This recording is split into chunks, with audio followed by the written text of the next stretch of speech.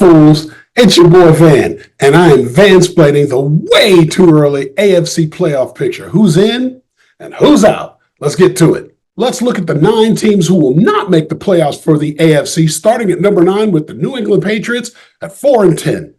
I love Drake May. I like Jared Mayo as a coach. I just don't like the parts they currently have on this team. So Mayo's whole job, keep young fella upright, make sure he gets his reps, build for the future, but right now they don't really have it. They're on the clock for next year. Number 8, the Cleveland Browns, because the curse of Deshaun Watson, that's the gift that just keeps on giving.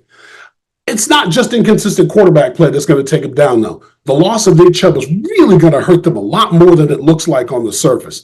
So, yeah, until this team can get all their oars pulled in the right direction, I don't like anything about Cleveland this year. Number 7, the Tennessee Titans, quoting an old poet, there's no there. I mean, the coach is gone, the quarterback is gone, the best running back is gone. You got guys that are on their team that were probably better 4 years ago than they are now. 7-10. At number 6, the Los Angeles Chargers, and let's be honest, all the Jim Harbaughing in the world, slogans, motivational speeches, all that stuff, ain't going to make up for the talent they don't have on the field. And they do not have enough talent to compete with some of the top teams in the AFC. They'll get better eventually, just not this year. At number 5, I think the most exciting team in the league that's not going to make the playoffs, the Los Angeles Raiders. Look it, you heard it here first. The Fighting Minshew's are going to be in every game this season. They are not going to quit. They are not going to lay down for anybody. They're going to lose more one-score games than anybody in football, but you will get max effort out of those guys. See what I did there, Max Crosby? They're going to be doing this all year long. Fun team to watch, just missing the playoffs. At number 4, the Denver Broncos. I'll be honest, I was actually down on the selection of Bo Nix as their starting quarterback until I saw the young guy play. He's actually good. But like New England, he doesn't have much around him with the possible exception of Cortland Sutton.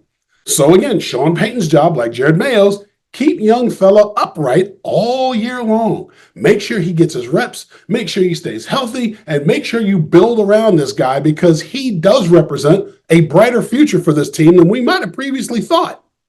Coming in third, the Cincinnati Bengals at 8-9. And listen, getting Joe Shiesty back is a good thing. He's one of the better quarterbacks in the AFC. Unfortunately, they don't have Tyler Boyd. They don't have Joe Mixon, which means they don't have enough gas to compete with the top teams in the AFC this year.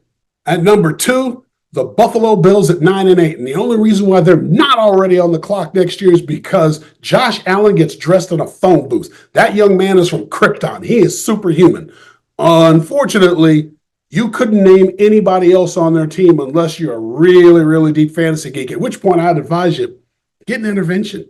Go outside, touch the grass. It's okay. And coming in at number 1, the team that is probably going to get me more hate mail than anything else at 9-8, the Pittsburgh Steelers. Because when I look at Mike Tomlin, all I see is Marvin Lewis, 500. They're going to finish at 9-8 by sheer dint of effort, but not because of anything they're doing on offense.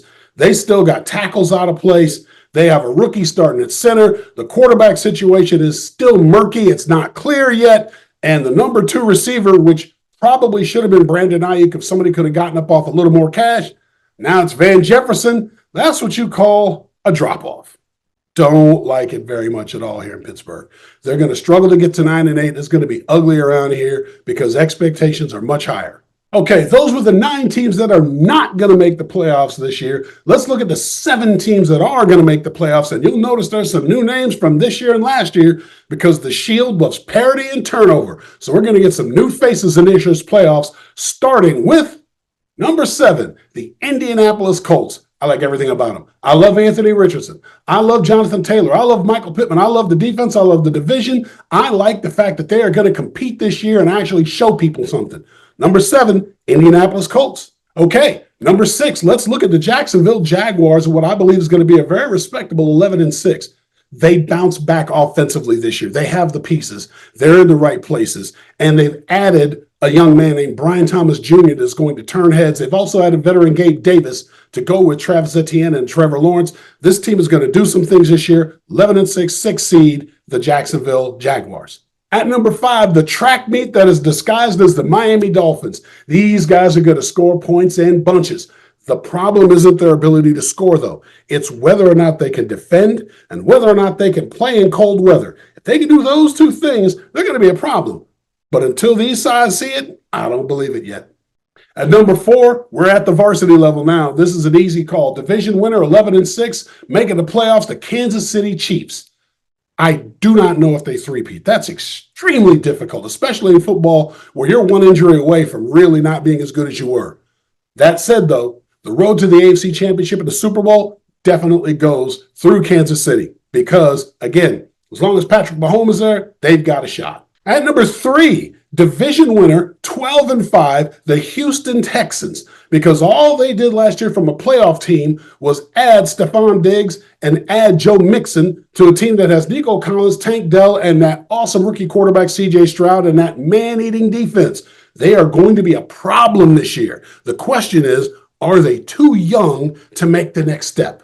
At number 2, the Jets, Jets. I love the Jets this year. I love the fact that Aaron Rodgers is going to be on a revenge tour to prove everybody wrong. I love that Garrett Wilson is finally going to get catchable passes. I love that Breece Hall's finally going to get lanes to run through. And I love that that man-eating championship caliber defense is going to have something to defend this year. They are going to be a problem. It is only, to me, a question of whether they can match up with the next team.